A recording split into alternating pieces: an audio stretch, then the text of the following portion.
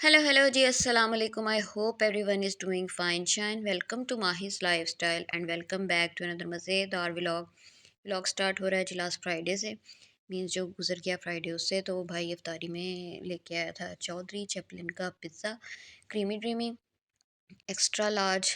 तो ये first time मैं ट्राई कर रही थी, भाई मेरा खा चुका था।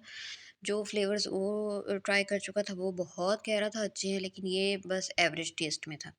नेक्स्ट डे जी सैटरडे को फिर हमने देगनी दी थी, तो राइस घर भी आए थे।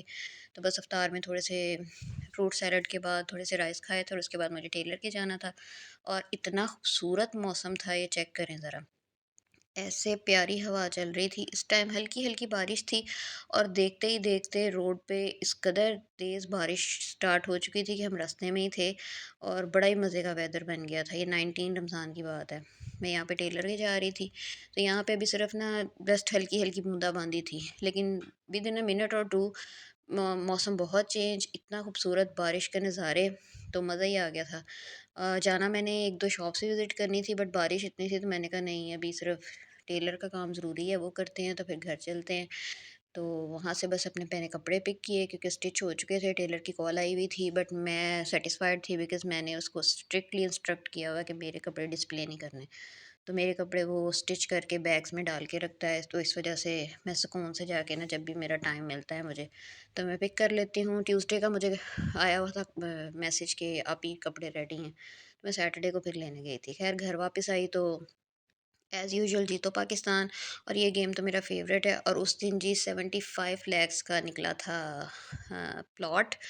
ये फर्स्ट प्लॉट था जो गया था एयर वाई लगूना का 75 का। और उनके डिब्बे में था सिर्फ 1 तोला। चेक करें उनकी खुशियों का लेवल कि कहाँ 1 तोला लेके जाते वो और कहाँ वो 75 लाख का फ्लैट के मालिक बन गए देखते देखते।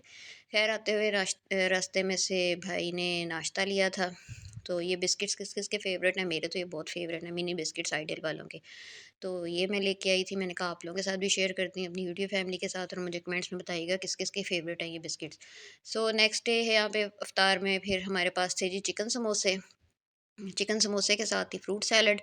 तो बस हमने फिर फटाफट से इफ्तार की। और सहर में फिर दिल कर रहा था जी बर्गर खाने का, तो मैंने फिर होममेड बर्गर बना लिए पैटीज़ के। बर्गर पैटीज़ को फ्राई किया और झटपट से बर्गर रेडी हो गए। और नेक्स्ट डे फिर यहाँ पे मैंने बनानी थी आलू गोभी, बिकॉज़ मेरी एक फ्रेंड ने मुझे बताया कि उसने आलू गोभी बनाई थी, तो मुझे भी क्रेविंग हुई। तो मैंने बस फिर आलू गोभी बनाई। और ये है सहर उसी रात का मतलब सहर का टाइम। यहाँ पे जी मैंने आलू गोभी के साथ पराठा खाया। और आलू गोभी की रेसिपी ऑलरेडी मेरे चैनल पे मौजूद है। ये है जी नेक्स्ट इफ्तार। रमज़ान के व्लॉग्स में बस आपको इफ्तार सहर ही मिलेगा, क्योंकि यही रूटीन होती है, नमाज़ें पढ़ लो, कुरान पाक पढ़ लो, ज़िक्र अज़कार कर लो। और कल जी 82,50,000 का ARY लगोना का अनदर फ्लैट गॉन। कल का प्रोग्राम भी बड़ा मज़े का था। उन्होंने बड़ी समझदारी से ट्रेयर बॉक्स सेलेक्ट किया और उसमें से फिर उनका प्लॉट निकल आया। और आज जब मैं सो के उठी तो मेरा एक पार्सल रिसीव हो चुका था। अब्बू रिसीव कर चुके थे। जब मैंने सो के उठी तो फिर मैंने देखा दराज से पार्सल आ चुका हुआ था। तो मैंने कहा चलें इकट्ठे अनबॉक्स करते हैं। ये मैंने जो मंगवाए थे शूज़ ऑर्गेनाइज़र्स, ये फॉर्मिक शीट्स के हैं। फैब्रिक के बीच में फॉर्म कोटेड है।